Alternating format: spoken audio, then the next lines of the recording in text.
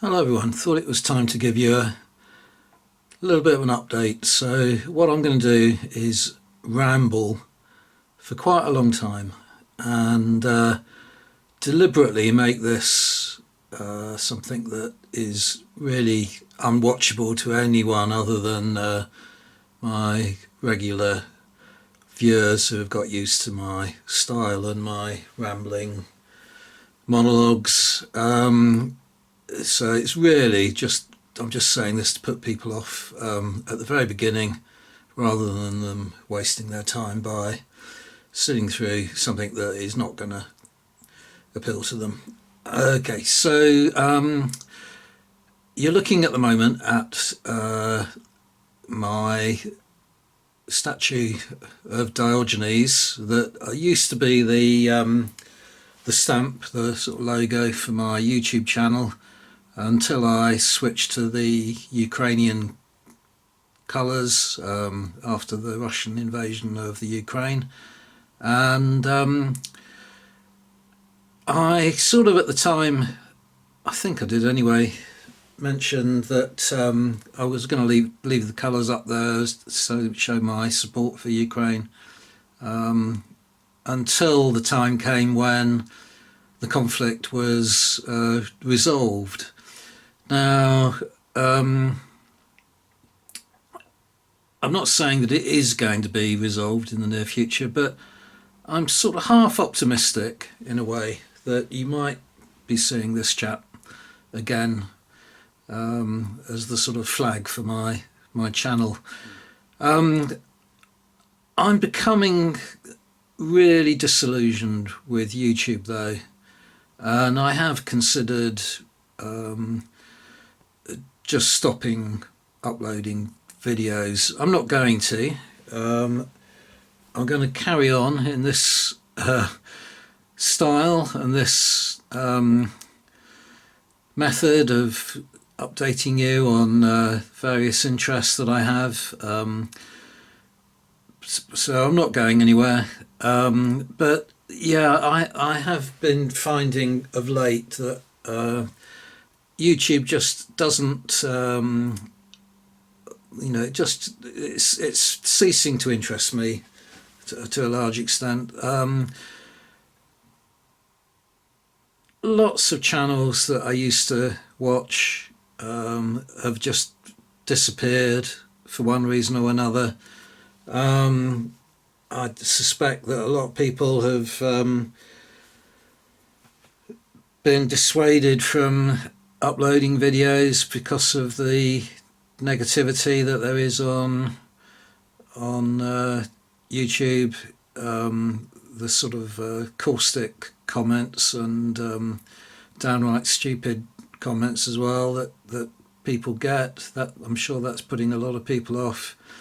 I think there's also a lot of people who are put off because they feel overshadowed by channels that have swollen in terms of the number of their subscribers and the views they get and so on, and they feel kind of I don't know, somehow got a bit of an inferiority complex rather than just doing their own thing. And my channel isn't a wargaming channel. It isn't specifically a wargaming channel. A lot of the channels that I'm talking about aren't wargame related at all. But there are some that I used to really enjoy. I won't mention the names or their subjects really, but people just vlogging about their life and their various hobbies that I may or may not have shared an interest in. They all seem to be going, but in particular, the wargaming element of my interest is definitely on the decline in terms of the channels that I'm watching, and the channels that I do subscribe to that have increased their size dramatically. They're just beginning to bore me now because they all seem to be copying the same style, the same templates, feeding off wargamers' enthusiasm for the mainstream figure manufacturers and hobby retailers.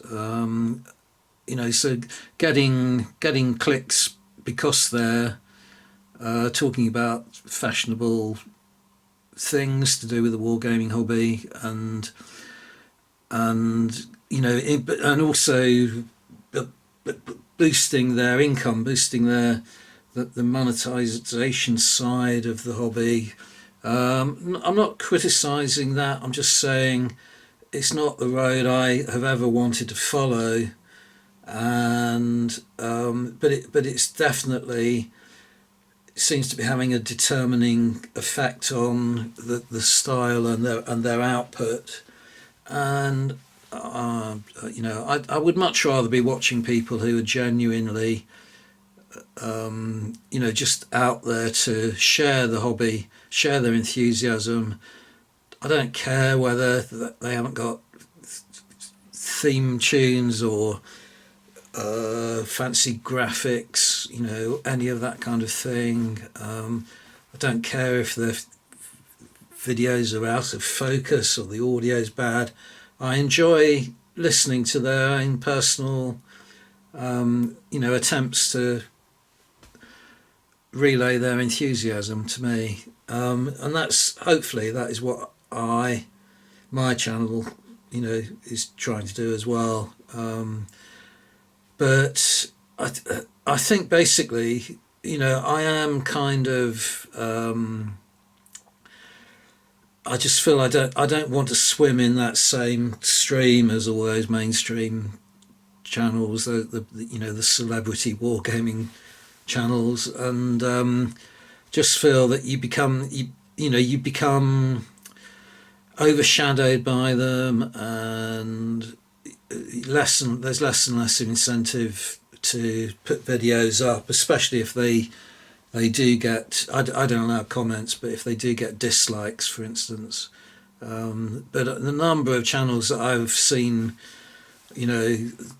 go under or disappear, really, and it hasn't surprised me because I've been appalled by some of the remarks that people have put on their underneath, their content, and it's just discouraging. If the likes are meant to encourage, then the dislikes, surely, the other side of that is the dislikes must be intended to discourage, and I think unfortunately it has that effect. I don't really also trust any of the statistics, any of the analytics on YouTube. It's impossible to, sort of see what, videos people like really, and what, what your content, not that it worries me, but what content is appealing to the viewers. It seems to me most of it is you can determine quite quickly what content is appealing to the advertisers. You want to place adverts in your content, but that's not necessarily the same thing as the content that will appeal to your viewers. And just recently, I even had an example of really strange, sort of robotic behaviour. In that, what I always do is I upload my videos, and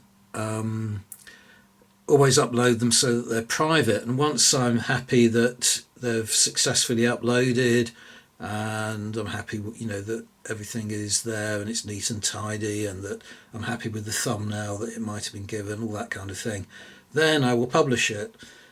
Just recently I did that in one of my videos, and the instant that I published it, and I do mean the instant, it was like literally microseconds after I'd published it, it got a like. It didn't have any views whatsoever.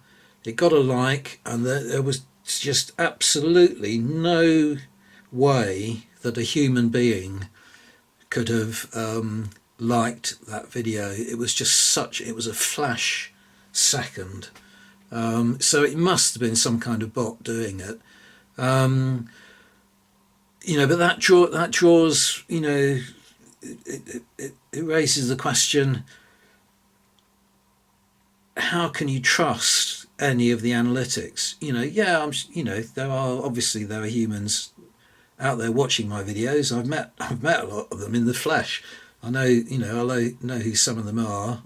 But there is I'm sure there's quite a sizable number of views and likes and even comments that are generated by bots and by artificial intelligence, and there's not a human agency behind them. And that really kind of just makes me want to give up on the whole thing as well.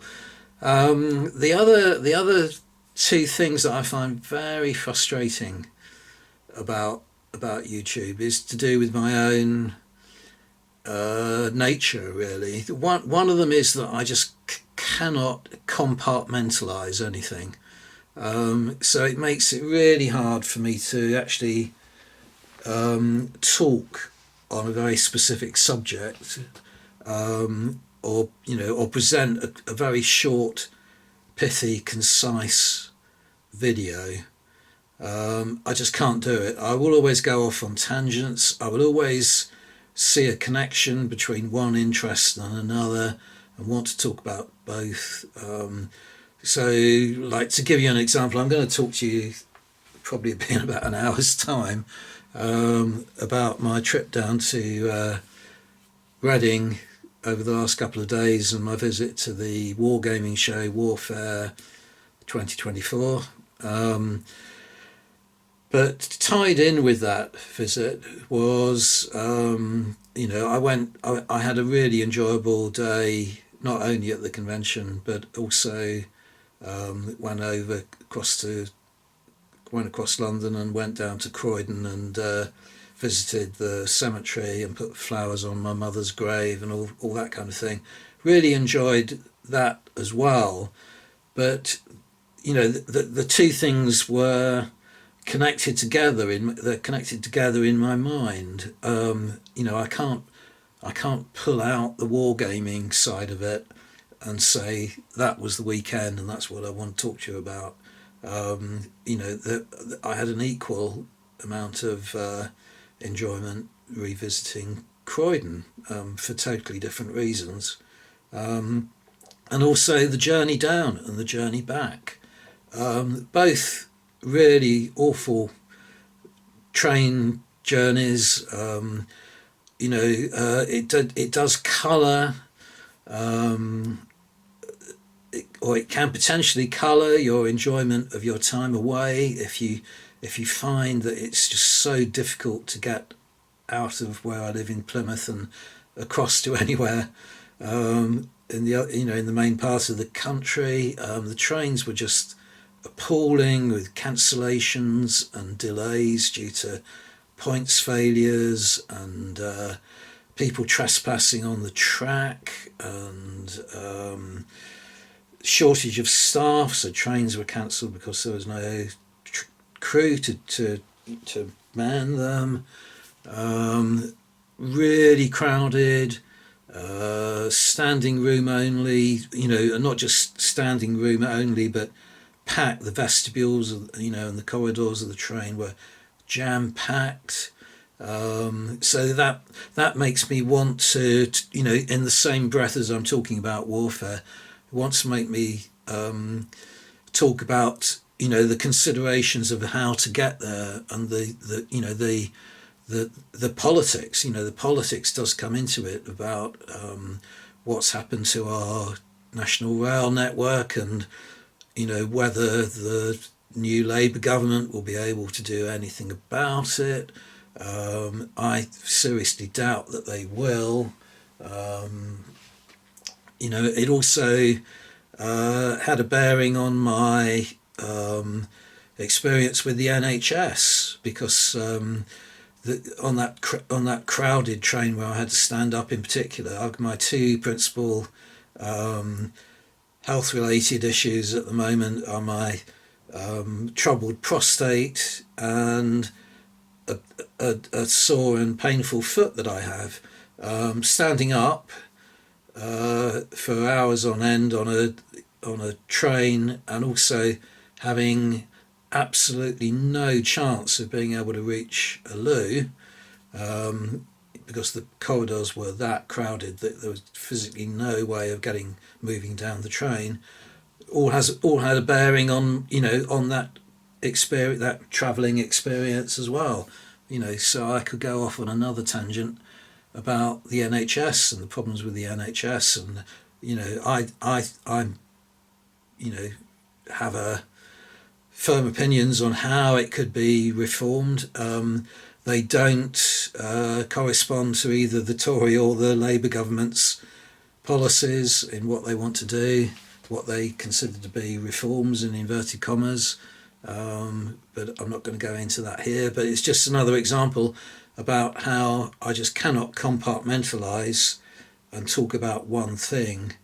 If I was going to talk to you about my trip just to the show, I would have to talk about other things as well.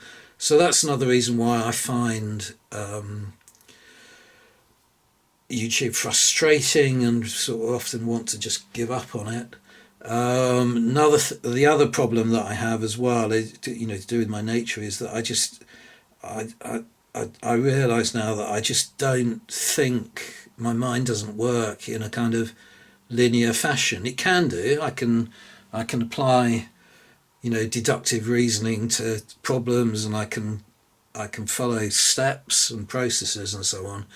But when I am thinking and when I'm want to voice an opinion or something, I want everything to come out at once. It can't come out A, B, C, D, and E. I want the whole alphabet to come out all at the same time.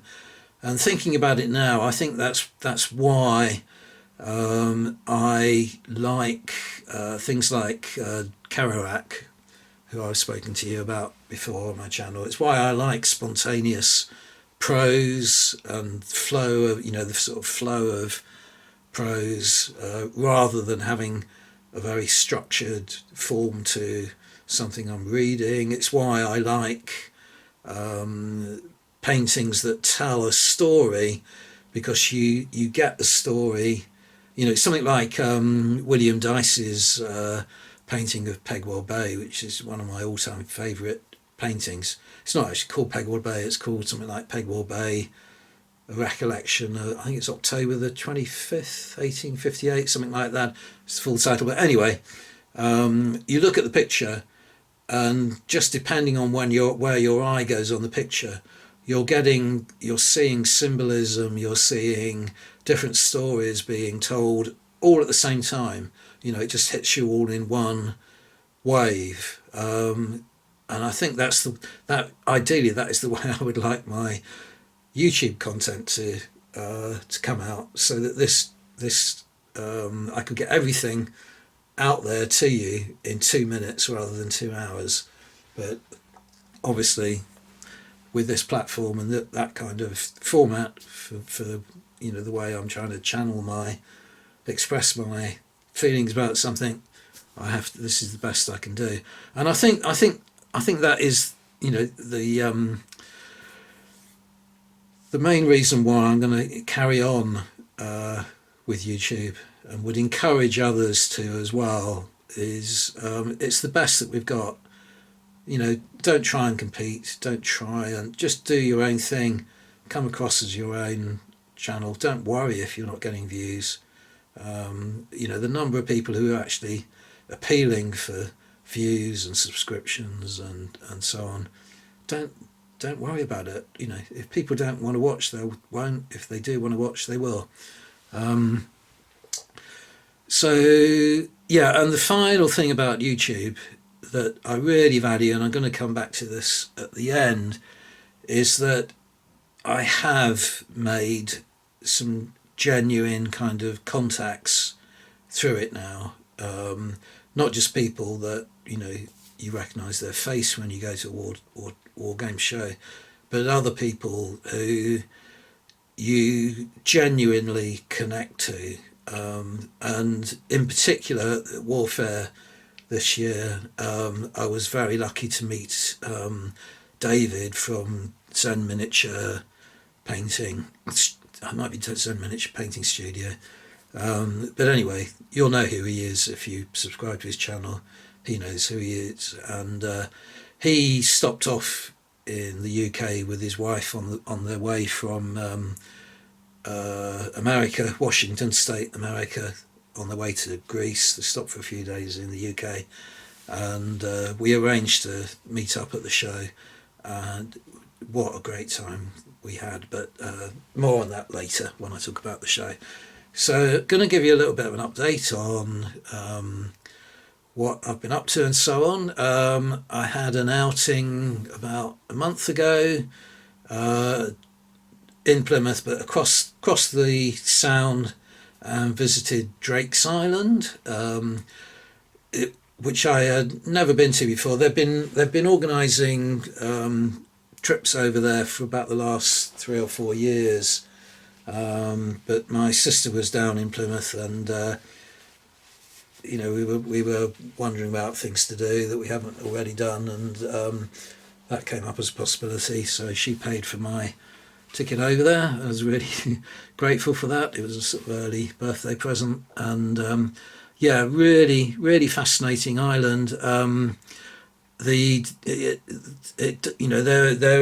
are records of things going on there right back to the pre-conquest era,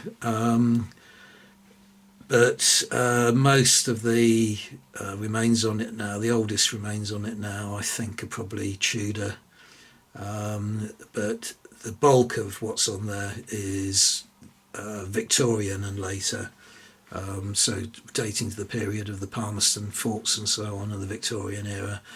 At one stage it was leased by Plymouth Council. This we're talking about after the MOD surrendered it, because it was no longer a necessary fortification. So the MOD surrendered it in about the 1950s, I think. Plymouth Council took it over, and it was run by I think they're called the Mayflower Trust, something like that, and they basically ran it as an activity centre, and that all when did that end? Probably in the late 70s, early 80s, and it was eventually purchased by a businessman, a local businessman, who also had a stake in ownership of Plymouth Argyle Football Club. His name was Dan McCauley. His basic intention was to convert it into some kind of business enterprise, build a spa on it and this kind of thing. It didn't have any regard for the historic value that the site had, and didn't get planning permission in the end. That all fell through and allowed it to just crumble and go rack and ruin. So totally scandalous, really. Didn't take any care to maintain it in any way. Once he'd been frustrated with the failure to get planning permission to do what he wanted with it. In particular, you can see there's one photograph I took of a muzzle-loading rifled cannon piece of artillery, and it's on a chassis, if you like. What would it call it? On a mounting. You can see the rust on it. The rust is that mounting is actually only dates back to the 1970s. It's rusted that much just in the past 50 or 60 years. The gun itself is over about 150 years old now, but over that. But and that's stayed quiet. It's kept quiet well, but you can tell the lack of care that was given to the site just from the state of that rusting bit of 1970s replica gun mounting, and all the woodworks falling apart,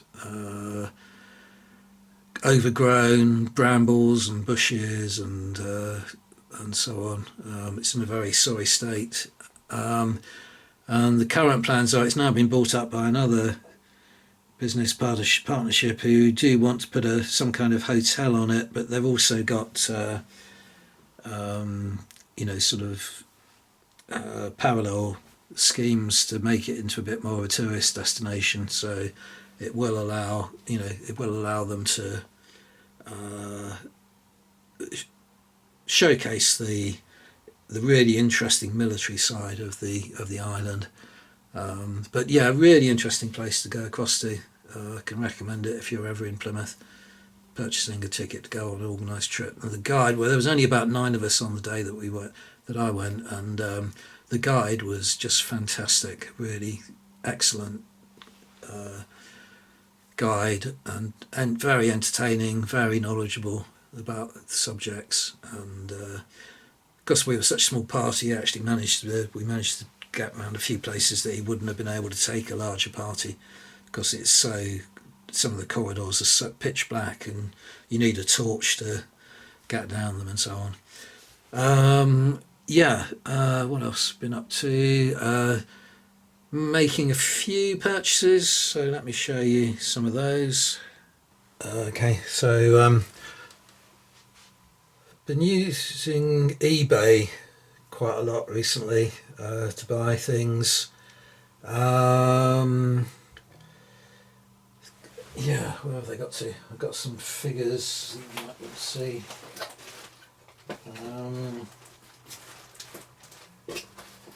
But also some Osprey books that I got relatively cheaply. I think they were about £3.50 each, so I thought they were worth picking up. As you probably know from my previous videos, I have kind of got into a habit of it's almost a separate hobby from the wargaming hobby of collecting Ospreys. It just strikes me as a fun thing to do. So I've got quite a few of the Rome's Enemies, but I didn't have Rome's Enemies 5. So the Desert Frontier, and the same seller, excuse me, it was also selling off quite a few others, but I picked up from him the Roman army from Hadrian to Constantine, and the earlier Roman army from Caesar to Trajan. So they're just going to go on my shelves in my rapidly burgeoning Osprey collection.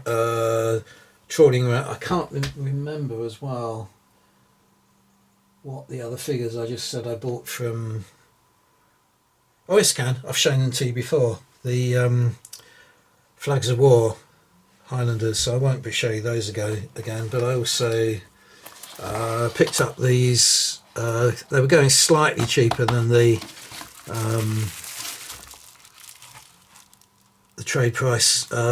These are from War Bases. They're Musketeers or Mousquetaire range. Quite fancy them, just as a way of getting some figures for a little game of On Guard.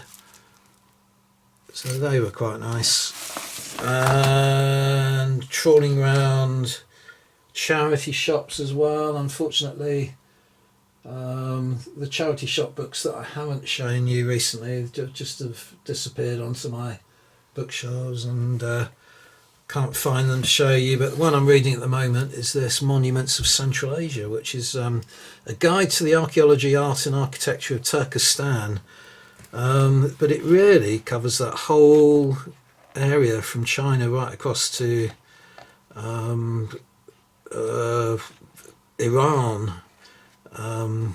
of the Silk Road.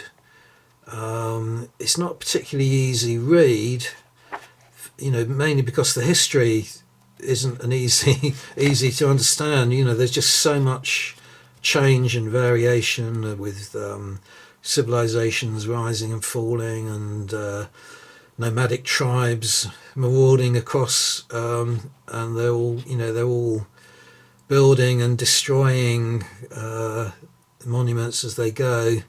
and it reads a little bit almost like a catalogue. So in many ways, it's kind of a reference book rather than a read. But I'm actually quite enjoying reading it. It's as bewildering as that book I reviewed some time ago now. I think it was earlier in the year, right at the very beginning of the year, on the empires of the steppes, and I was talking then about how difficult it is to describe it all in a linear fashion. It goes back to this whole thing about my difficulties describing things in a linear fashion. I would find it very hard to write a structured history of this area, or indeed a structured description of the monuments. And to be honest, the author doesn't make a particularly good job of it either. So he's doing it by area, from area to area. So you get Neolithic and Bronze Age sites juxtaposed with mosques and so on that were only built as recently as 100 years ago. So it becomes a little bit difficult to follow in a way. But I suppose if you were paying a visit to a particular city like Samarkand, you could refer to just to the chapter on Samarkand and immediately find out what's worth visiting. No matter what the period of history you're particularly interested in. And then I bought loads of figures. I'm only going to show you these, but I bought loads of figures as a result of my plans to go to Warfare, and I was looking up who the traders were going to be there, and instantly kind of decided I couldn't wait to buy the figures and pick them up at the show. So I purchased figures and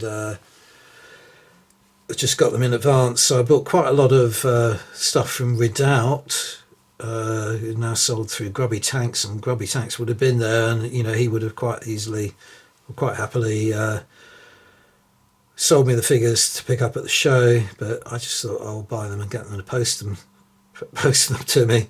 It saves me carrying them back from the show. And also I got a lot from this company here, Tiger Miniatures.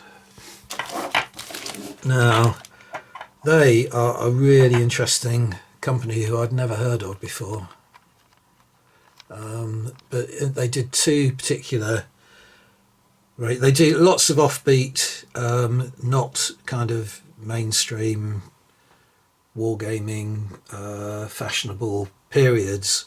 So they do a lot of colonial stuff, and in particular I wanted to get some of these German colonial figures, and German Ascari, so regular Schutztruppen Ascari, got here lots of mules and so on. Yeah, I wanted to get these because, again, as you probably know, if you've been following my channel for a long time, I've got a lot of figures for the Maasai, and it was really only the Germans who ever took them on, and that wasn't in a particular major fashion. The Ascari, the Maasai, were a big threat to the expanding imperial powers, but most of them very wisely chose to explore into the interior of Africa by going around the Maasai lands, and they just waited for diseases such as the Rhine pest to wipe out all the Maasai's cattle, and for the Maasai's to kind of get weakened and decline before they ventured into places like Kenya. But these figures, I made quite a large purchase, and they weren't able to deliver everything. So this is just what was the unfulfilled part of the order, which ironically arrived while I was down in down at Reading. Yeah, so that's all I'll show you about that, just to say that I have been purchasing lots of figures. So yeah, decided to stay in Reading, even though the show nowadays, it used to be held at the Rivermead Centre. Decided to stay in Reading because it was much easier. I knew I was going to go over to Croydon one day. It was much easier to get to Croydon from Reading, or so I thought, than from Farnborough would have been, and a lot more to do in Reading than there is in Farnborough. So I didn't want to stay there. I didn't want to stay in Croydon, come over in the other direction for the show, for the same reason that it's not quite so straightforward to get from Croydon to Farnborough as it is to go from Croydon to Reading. And not that I would have wanted to, if you see what I mean, but it was easier, and it was also a lot cheaper. It was about £100 more for a 3-day stay in Croydon at the Premier Inn than it was to stay at the Premier Inn in Reading. While I was in Reading, I took the opportunity of purchasing a new fridge magnet. Hang on a second. There we go. It's my fridge magnet I got from Reading. It's sort of the Abbey ruins, so that's going to go on my fridge. Has already become another hobby, as well as collecting Osprey books. Just collecting fridge magnets now as a record of everywhere I go and every different experience I might have. So it's kind of it's becoming the story of my life, just looking at the door of my fridge. I went around the Abbey ruins. They're free to go round. They're not particularly extensive, but they are impressive and worth looking at. Nearby is a park, and in the centre of the park is the Maiwand lion commemorating, I think it was the Berkshire regiment that was defeated at the Battle of Maiwand in Afghanistan. If you've never seen it, I've got a picture from, I might be able to fish that out, put it up for you to see, from a previous visit to Reading, but it is absolutely impressive, an overawing monument. It used to be close to the railway station, but they had to move it in order to redesign the approaches to the railway station and so on, and make it easier for traffic to go past. So they moved it into the park. It's probably you don't see it now unless you specifically go to the park, so it's not there in your face as you come out of the railway station anymore, but it is really worth going. And I'm not sure that I ever registered the fact before, but there is actually an Astley, a J Astley, whose name appears on the monument, so I must do a little bit of research for my genealogical studies and try and work out if he is related. It's an unusual surname for the south of the country. I'm not aware of any links to that particular branch of the family, but you never know. So that's for future reference. But mainly, visit to the museum is a must if you're in Reading. It's got my two favourite things in there are the Silchester eagle, which was the inspiration for Rosemary Sutcliffe's book, The Eagle of the Ninth. At one stage, it was considered that it was a legion's eagle. That's not the case now. It was probably more an emblem of power, something like a magistrate or a governor or something would have had it, because the feet are kind of curved in such a way that it looks as though it was originally mounted on a sphere, and the wings are missing. But anyway, Rosemary Sutcliffe ran with the idea that it was a legion's eagle, and suggested it might have been the eagle that was lost up in, well, who knows, it was lost with the legion. It's still not certain where the legion disappeared from, but they disappeared after about 110 AD. They were last heard of in York, and then somehow did they get disbanded? Were they defeated in Scotland? Did they get moved somewhere else? No one knows for sure. But Rosemary Sutcliffe wrote this really interesting story of a Roman soldier going to Scotland to retrieve the eagle and bring it back, and then it was eventually that was bring it back to Caleva at Trebarton, which is now known as Silchester, and it ending up in the being buried in Silchester. And of course there's the well-known film The Eagle, which is based on the story, fairly closely based on the story as well. So yeah, really worth going to see that eagle. It's not particularly, it's a bit of lump of bronze really. It's quite crude and not particularly well sculpted, and it's badly damaged and so on, but it's mainly the aura that now attaches to it because of Rosemary Sutcliffe's book. And the other really interesting thing in the museum is a replica of the Bayeux tapestry that was stitched. Do you stitch a tapestry? I think you do. Or embroidered, whatever, in the I think it was 1886 that it was created by some Victorian ladies in Staffordshire, Leek, and it was bought by an alderman in Reading for the public to see around the 1920s. And to the untrained eye, you can't really tell the difference between the original and the tapestry. Presumably the replica is in a better state of repair, and there are a few sort of Victorian corrections to some of the more bawdy parts of the tapestry. There's a naked man who's been given a pair of shorts by the Victorian ladies to preserve their modesty. But yeah, really, really worth going and looking at. And it's not as busy as it would be if you went to Bayeux to see it in France. You can spend longer looking at it, and you really get an idea of the interest of the story that it's trying to tell, and all the tiny details in it, the little incidents that are being shown, and the various animals and so on. And so that is, I would really recommend that to anyone who's got some time to spend in Reading. Is go and visit the museum. Really interesting place to go.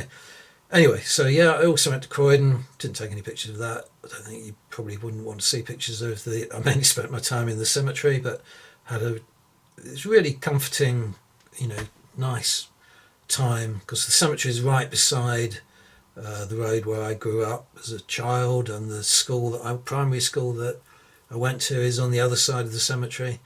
So it was just nice to go and put some flowers on various graves of family members, and just nostalgia about the past really. And then on the Saturday I got to go to Warfare, and most of the day I bumped into David quite early on. Most of the day I just spent in his company, and we had so much to kind of talk about, and a real pleasure to meet him. And as I say, it's he and others of you are the main reason why I stick with YouTube. Because despite all its downsides, that is definitely a positive of YouTube, that it can bring people together like that. And what a lovely chap. If you're not familiar with his channel, it's called Zen Miniature Painting. Check it out. So purchase wise, as I say, I had already purchased and had delivered a lot of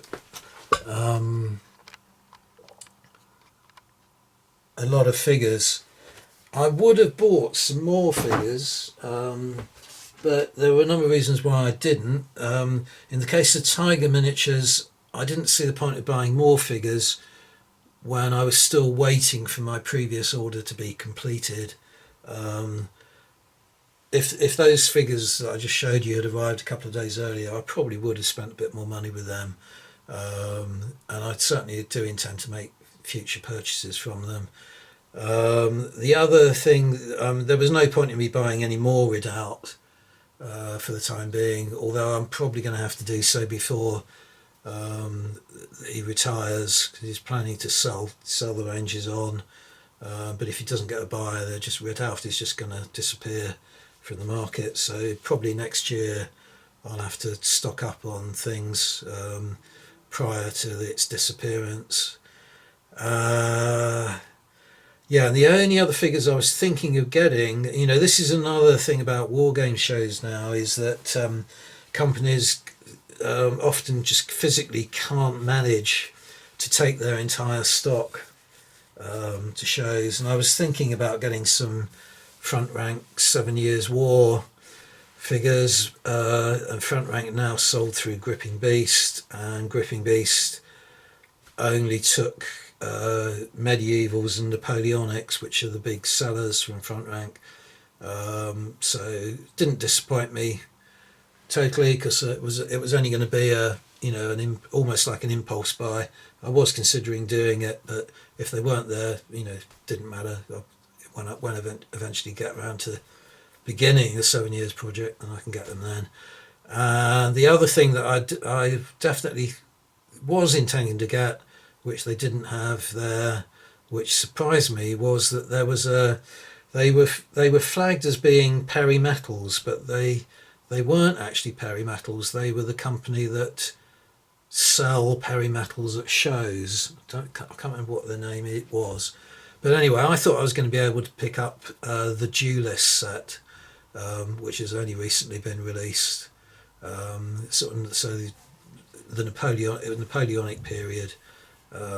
Duelist, a little bit similar to the film, not exact copies of the characters in the film, but that kind of feel to them. And they didn't have any. They said they'd ordered them, but they hadn't been sent them, so they had just about everything else from Perimetals, but they didn't have those. So that was no big deal. I can get them in the future again, but so no figures purchased at Warfare this year whatsoever. However, I did buy, as you've been looking at for the last 10 minutes, quite a few rule sets. Death in the Dark Continent, which is through North Star, but it wasn't North Star. In fact, it was the same company that was selling the Perimetals. It was on their stand. Yeah, interested in this because David at Zen Miniature Painting has mentioned the set walls in the past. Don't think they're ever going to replace Congo for me, but when I get on to wanting to war game those Germans against Maasai, for instance, I'm going to need to have a set of rules. So these look suitable. So not much else I can tell you about them, obviously, as I haven't read any of these rules yet. And then literally on the way out, I was very grateful for a lift from Dave, and his wife gave me a lift back to the railway station. Oh yeah, I should have a bit of a whinge at this point. The setting, the hall, everything is a million times better than it. The old place at the Rivermead Centre, but I think it's a little bit weird how it's the Reading War Games Association and Farnborough isn't Reading. It's not even. I think Farnborough is in Hampshire, so it's not even in the same county. And it was a little bit harder than I thought to get from Reading to Farnborough. You have to catch a train to Basingstoke and then another train to Farnborough Main, and then it's probably 25-minute, half an hour walk from the train station to the centre. So a lot of people would probably be tempted to get get a taxi. So really, the only way of getting to it is by car, I would say. And this gets back to my whole complaint about, I've never driven, but it gets back to my whole complaint about, trains and, accessibility and so on. Absolutely no way whatsoever that I could get to it and back in a day. I have managed that with the Rivermead Centre in the past. Not that it's particularly easy, and you spend a lot of time on the train, but I wouldn't have got, if I'd left at about 7 in the morning, I wouldn't have got to Farnborough until I wouldn't have got to the actual show until about 2 o'clock in the afternoon. And then I've got to have another long journey back. So location, the location's rubbish as far as I'm concerned. Venue, fantastic. I certainly intend to go again, and I'll do the same thing.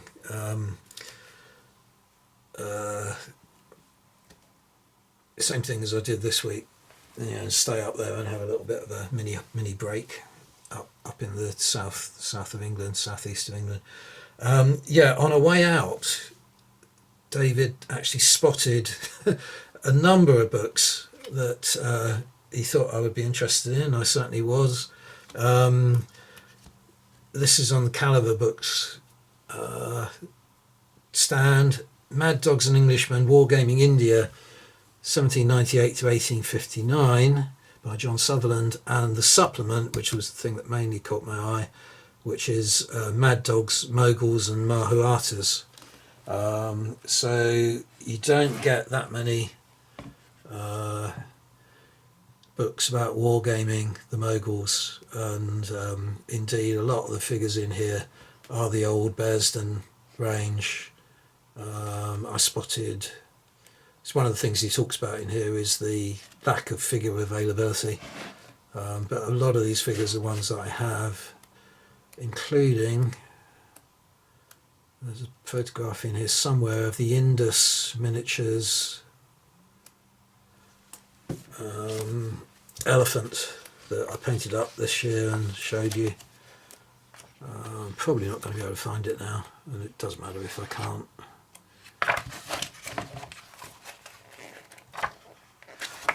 No, it's not going to play. It's not going to play ball and suddenly manifest itself.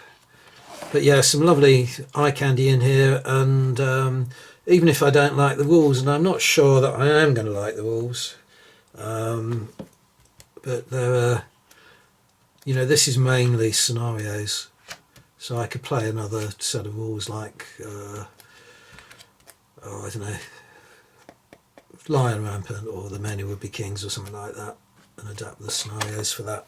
And David also helpfully discovered another book, so I must have spent nearly £60 just on rule books on his recommendation alone, or his spotting them alone. But there's another one here, War Games Rules for Engagements During the Boxer Rebellion. What could be more apposite than that? It's exactly what I'm working on at the moment. Again, don't know what I'll feel about the rules, but you can't not you can't walk past these and not buy them if your current obsession is the Boxer Rebellion. And if nothing else, it's got quite a few ideas for painting figures and so on, illustrations of uniforms and costumes, as well as scenarios, so that if the rules don't suit, like with the Mogul rules, that you can just use the book for the scenarios. And earlier in the day I had picked up this book, Armies of the Crimean War. David informs me that one of his subscribers had commented that it's not particularly worthwhile read, and I can probably believe that. I can believe that's probably true, but at the same time, there are a lot of plates in here, so it's quite a good visual reference. So didn't want to neglect buying it. And yeah, I think I've exhausted the subject now. I will have been also, or I will do now, put up some quick shots of the show, footage, a little bit, sort of rushed and not particularly well shot or edited, but there were some attractive games there. It didn't look, not that I went up to the other parties and knew it, but the games up there looked amazing. The games were okay, they weren't. There were some that were notably better than others, but I tend to go to shows for the trade anyway, rather than to take part in participation games or even spend a long time looking at the demo games. Just get a little bit of inspiration now and again if it's a game that for a period that I'm interested in. And large area taken up with tournaments.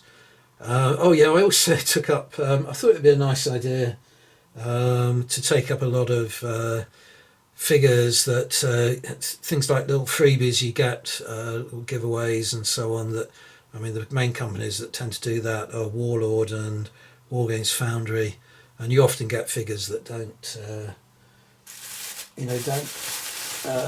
tickle your fancy, that aren't periods you're interested in. So whenever I bumped into anyone who I thought might be interested in just taking some figures off my hands, I handed those out. But in fact, it turned I came back with a lot of stuff.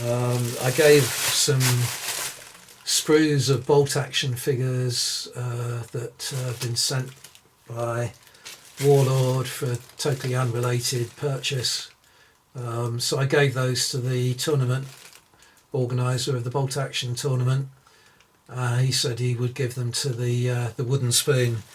So doubt if you're watching, but if you got the wooden spoon during the bolt action tournament and ended up with some free plastic sprues, they were probably for me. But these I thought I would get rid of easily. Again, they were sent from Warlord. So the epic scale French Napoleonic that are just two a penny really. You get them given away free with magazines and what have you. But anyway, I thought someone might take them off my hands, but I couldn't get rid of them for love nor money. And loads of other stuff as well. Little single figures and so on. I won't show all those to you. But it was a way of chatting to a few other people and passing a little bit of the joy to other people. And that is the end of my very long ramble. So I'm not going anywhere. You will continue to see my videos. They are going to carry on in this way, doing sort of videos that I want to make and that I like to see myself from other people. And I just hope that YouTube picks up a little bit, really. I think it had a big its heyday was during COVID, when a lot of people had time on their hands and were stuck at home and developing hobbies and so on. But so many channels just have disappeared since then. I mean, people have, we all know people who have passed away or who were obviously ill and are probably their illnesses of their poor health has taken over their lives. Other people, I think, just got tired of doing it and gave up. But it's a great shame, because I like to have YouTube on in the background, and there's there's so little that I can only take about an hour. It's only about an hour a day of my YouTube viewing nowadays. And the rest of the time I have to find other things to do, like listen to the radio or listen to music. So don't give up. Even if you never put a YouTube video up in your life, think about doing it. Doesn't matter how bad it is. Just disable the comments if you don't want to get negative comments. I think you can also disable whether you want to show the likes or not, and the dislikes don't get shown, but you will see people are disliking your videos, but just ignore it. You know, just ignore it. They shouldn't be watching if they're going to be so negative about it. Another thing is, which is what I try to do, is make the videos as unappealing as possible to the casual passerby. Don't put up something that, like a spectacular thumbnail, because you will get lots of people just have it recommended to them by algorithms just from the title or the thumbnail alone. And that's fair enough if you are interested in getting views, but just be aware that you will also get a lot of people who are recommended your video on the basis of the clickbait kind of attractions you might have on it, and they're going to be disappointed. So best way for them not to be disappointed is to not attract them in the first place. I'll shut up anyway. Thank you very much for listening to all this. See you on the next video. Bye for now. Sorry. This is what I say about how it's so difficult for me to get everything out that I want to say. My main purchase at the show wasn't on figures or rule books or anything at all. It was on a set of lights and magnifying glasses and an apparatus from a company called Glowforce, who were there and doing a very brisk trade indeed. But their product isn't specific to wargaming by any means at all. You could do anything with this equipment, from electronics to jewellery making to any kind of hobbies that need close-up apparatus. So this is what it all looks like. I'm not going to open it all out, but basically I bought their Ultra Kit, I think they called it, with 4 types of magnifying glasses. Only I swapped one of those out for some extra attachments, but I've got the whole caboodle here, apart from one lamp, the 8x lamp that she had sold out of, so they're going to post me that. And I'm not going to show it to you because I am going to do a separate review on it. I think this warrants a review in its own right, rather than me showing it to you all now. But yeah, really, it was sort of spur of the moment thing, but my current lamp is beginning to flicker and it's obviously not got much longer to live. So I thought I would get a replacement anyway at some stage, and then as I didn't spend a lot of money on figures and so on, I thought I would pick this up, and very glad I did in one way, but boy was it heavy to carry home. Standing, luckily I wasn't wearing it the whole time in my rucksack, but carrying it around on that horrendous journey back, which was very tiring anyway, was a bit of a slog, but I got it home, got it back safe, and I'll give you a review on that at a future date, so watch out for that. So yep, I have definitely finished now. See you later.